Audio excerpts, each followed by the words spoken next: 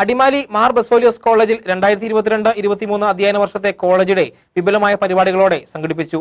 പ്രശസ്ത പിന്നണി ഗായകൻ ലിബിൻ സ്കറിയ കോളേജ് ഡേയുടെ ഉദ്ഘാടനം നിർവഹിച്ചു. അടിമാലി മാർ ബസേലിയസ് കോളേജിൽ 2022-23 അധ്യയന വർഷത്തെ കോളേജ് ഡേ എക്കോസ് എന്ന പേരിൽ സംഘടിപ്പിച്ചു. കോളേജ് പ്രിൻസിപ്പൽ ഡോക്ടർ ബെന്നി അലക്സാണ്ടറിന്റെ അധ്യക്ഷതയിൽ ചേർന്ന യോഗത്തിൽ പ്രശസ്ത പിന്നണി ഗായകൻ ലിബിൻ സ്കറിയ കോളേജ് ഡേ ഉദ്ഘാടനം നിർവഹിച്ചു. പിന്നെ നിങ്ങളെ കാണുമ്പോൾ എനിക്ക് ഓർമ്മ വരുന്നത് എന്റെ BEd കോളേജാണ്. കാരണം അവിടെ ഇത്രയും കുട്ടികളുള്ളൂ, ഇത്രയും സ്റ്റുഡൻസും ഉള്ളൂ. പിന്നെ നമുക്കറിയാം BEd കോളേജ് എന്ന് പറയുമ്പോൾ നമ്മൾ അധ്യാപകരാകാൻ പോകുന്ന ആളുകളെ പഠിപ്പിക്കുന്ന കോളേജാണ് അല്ലേ.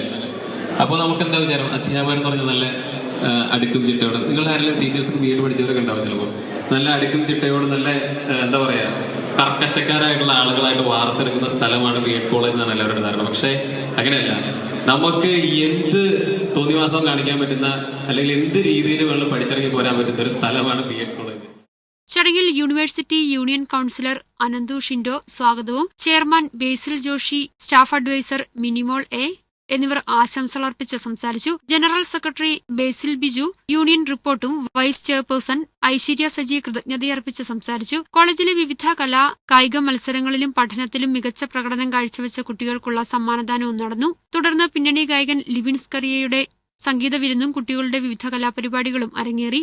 News bureau, Adimali.